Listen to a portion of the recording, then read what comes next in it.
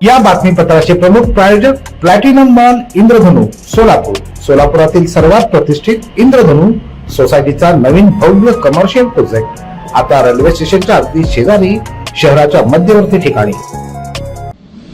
महापौर निवडणुकीच्या उमेदवारी अर्ज दाखल करण्याच्या प्रक्रियेमुळे पालिका आवारात चांगलीच वर्दळ आणि चैतन्य देखील पाहायला मिळालं। जवळपास 3 वर्षाच्या कालखंडानंतर महानगरपालिकेचा परिसर राजकीय नेते, समर्थक, कार्यकर्त्यांनी फुलून गेला। वर्दळही वाढली।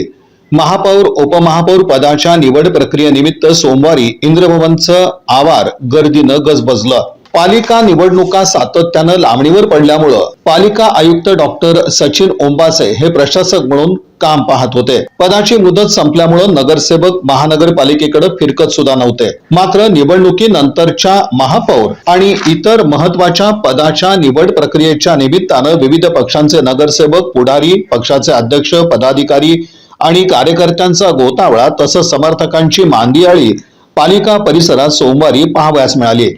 वाहनांचा ताफा, नेते, पुढाऱ्यांचं, कार्यकर्त्यांचं ड्रेसिंग सर्वत्र नजरेस पडलं। नवनिर्वाचित नगरसेवकांचा उत्साह तर अवर्णनीय होता। आनंद, नवी उमंग, उल्हास, हर्षोल्लास अशा विविध भावभावनांच्या छटा इंद्रभवनच्या परिसरात अनुभवता आल्या। एक नवं चैतन्य सर्वत्र पसरलेलं होतं। सुमारे 3 वर्ष केवळ सरकारी वातावरण होतं, आता मात्र राजकीय रंगानं सारा माहोल प्रफुल्लित, उल्हासित झालेला होता।